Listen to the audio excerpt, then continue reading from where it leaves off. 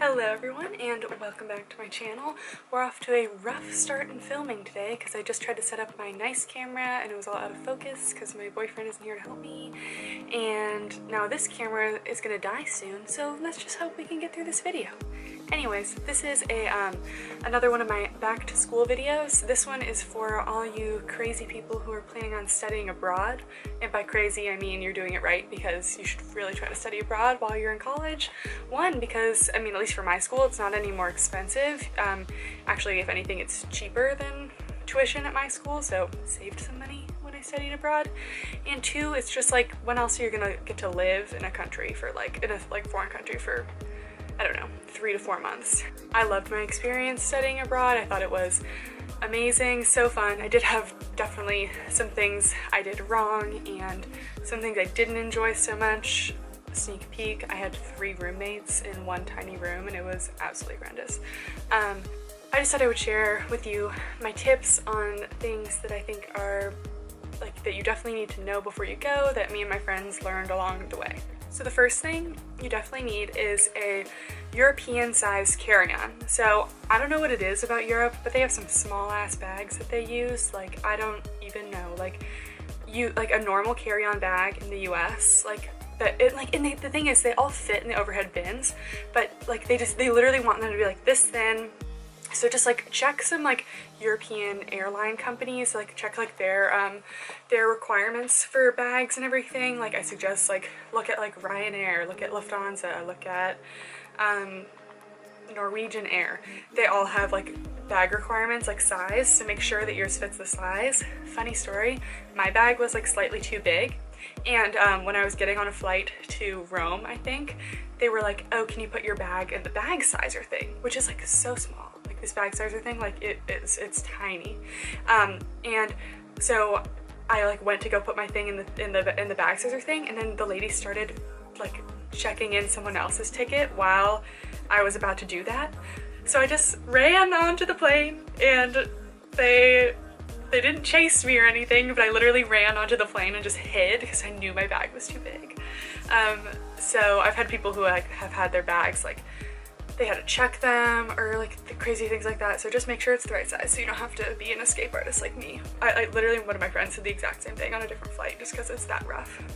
Next, make sure you have enough room in your suitcases to bring home souvenirs or plan on buying another bag, because it's just fun to buy.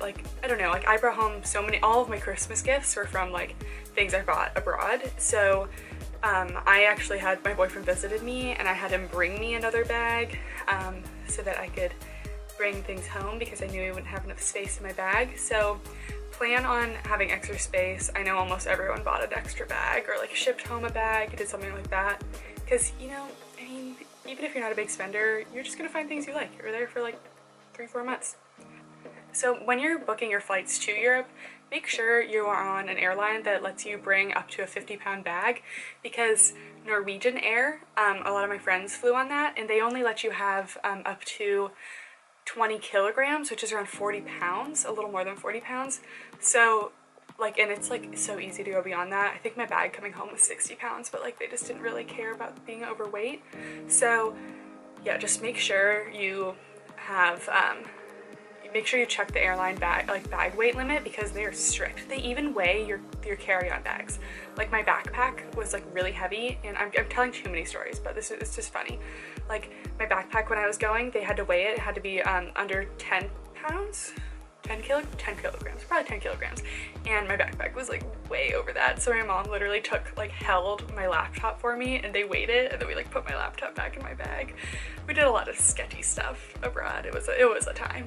Next is try to get a single room. So I'm not really the type of person to get homesick, and I've been in college for 2 full years at that point, so I'm not really I wasn't really at risk of being homesick, but being in a foreign country is definitely a little uncomfortable, and it's nice to be able to call your family. We didn't really have the option of where we wanted to be placed, but I was placed in a quad room, and the room was so packed that they didn't even give you your own desk. We had a shared table as a desk, which was kind of unacceptable for a study abroad program. And 2 of my roommates snored. One of them was just straight up like weird and insane. One of them was normal and she was an angel, but the two of them were just like so weird, and it was miserable. Like I never got a good night's sleep because they were always being loud or snoring, and like just like make sure you get some alone time. So if you have the option to like get a single room, please don't. That was like the one thing I hated about abroad. I would like cry about it all the time. Not really cry, but like, you know, complain. Because next is be prepared to cook. So if you're in a big city, the food is just like definitely expensive, and European students like aren't really used to like, there are no like dining halls in Europe. Like you're all like, everyone just like lives in a flat and like cooks for themselves. So you're definitely gonna have to get used to cooking. My meal plan abroad just was like really like a card with like some grocery money on it. So yeah, we just had to like learn to cook for ourselves every night, and like we had more time than in like my college back at home, because like it was just easier classes, honestly. So I had more time to cook, and I like cooking and I already knew how to cook, but just know that like you probably will be cooking a lot, or else you'll just like be like really overspending a lot of money. And this can be a fun thing. Like you can cook with people on your floor, cook with your friends, invite them over. It's like, it's fun, but just like be prepared. Bring many pairs of comfy shoes. Like I don't, like honestly, don't even bring uncomfortable shoes because you won't get any use out of them. Like, and like the good thing is like European style is to have very like clunky, like, you know, cushy, comfy tennis shoes. So honestly, you fit right in if you wear like a dress and some like, you know, clunky sneakers. Everyone's like, wow, that girl's like really killing it with the European style. And you're like, yeah, and I'm also, you know, protecting my feet from walking 10 miles a day. When you're traveling around, make sure you have a backpack, like a little backpack. I know like, you know, people are like, oh, pickpocketing. None of my friends got pickpocketed. I also was like constantly like touching my backpack to make sure no one was there because I'm paranoid AF. But also if you have a backpack, just like maybe walk in the front of your group and make sure your friends are always watching your back and stuff.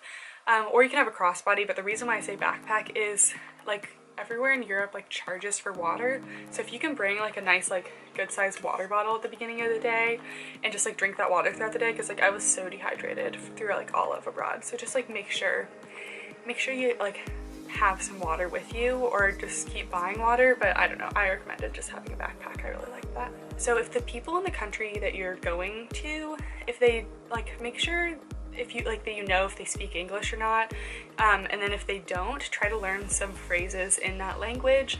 Like I know for me, I studied abroad in Denmark, and Danish is a dying language, so they all speak perfect English, so it really wasn't an issue. Like literally everyone speaks English, so it's like, I mean, I didn't really need to learn any Danish. I did because like my school like taught, like it was required for us to learn it.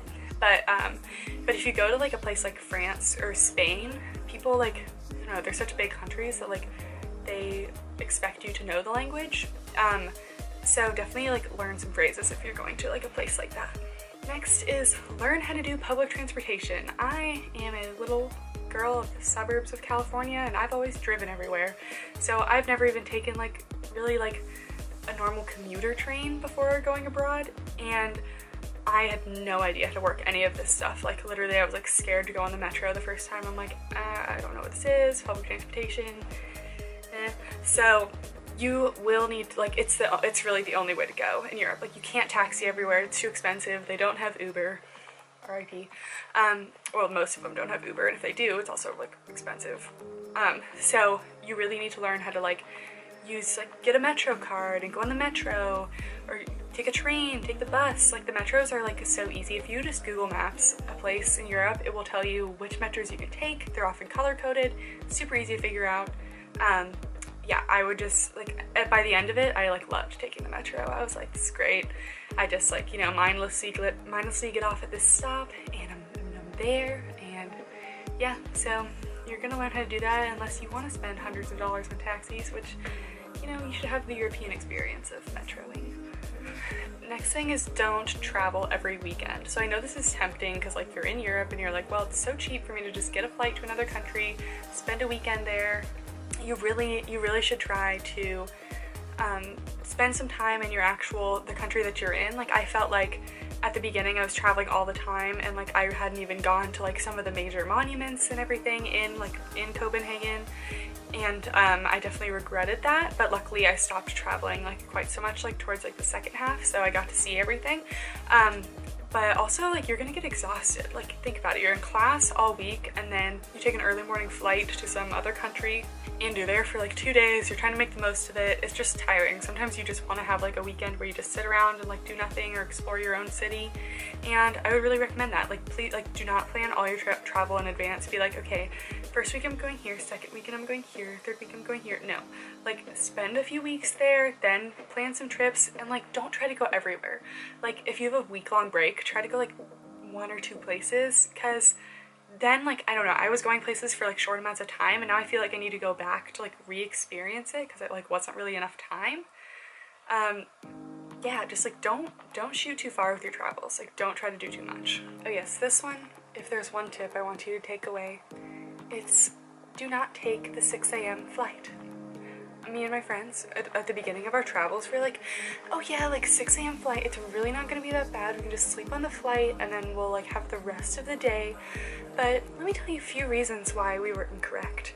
First of all, when you have a 6 a.m. flight, you probably want to get to the airport at like 4:30, which means you might have to get up at like 3:30. And I was lucky, I even lived only 20 minutes from the airport. If you live like an hour from the airport, I don't even want to do the math. So you can think about that yourself. But I know some of you are gonna be like, like I can totally do the 6 a.m. flight, and then you're gonna do it and you're gonna be like, wow, Kathryn was right. So don't do it. One time we tried to take a 5:30 a.m. train, and we literally like got up at like 4:30 or something. We're like, let's just take the next one. Went right back to sleep. And like, and you also can't check into like your Airbnbs or hotels that early, so do you really want to carry your bag around all day? The answer is no. So please, I took one for the team. I experienced what it was like. Don't do it. And my last tip is to try to get a local phone plan from like the country that you're in. So I like went there thinking I could just use my international data, even though it wanted me to use 200 megabytes like a month, which you can use 200 megabytes watching a one YouTube video. So basically I could barely even text. So I ended up getting like a local SIM card. Literally this saved me so much. I would just like every month I would have to like restock my my account, and it would be $15 a month for basically unlimited data. It was like so many gigs, like I couldn't, like 100 gigs of data or something, and you couldn't have even used it. So it was just so convenient. And sure, you get a new number, but like everyone gets a new number when they're abroad, so you just like keep track of your friends' numbers. Like I just put like a little Danish flag next to my friends' like Danish numbers. Yeah, because like you're gonna use a lot of like maps, like Google Maps. You're gonna need, that's gonna be your best friend abroad. So you definitely need a lot of extra data in order to be able to use that. So get yourself one of those little SIM cards. And if you have Verizon or something like that, like at Verizon, your phone is unlocked automatically, so you can use a SIM card that's not your own. But if you have like AT&T or something, I think your phone needs to be paid off in order for you to use that. But either way, it's so worth it, and it's so much cheaper. Alright guys, so those are all my tips. If you have any questions about my experience abroad, or any more questions that like you don't think I answered, please go ahead and like leave me some questions in the comments below.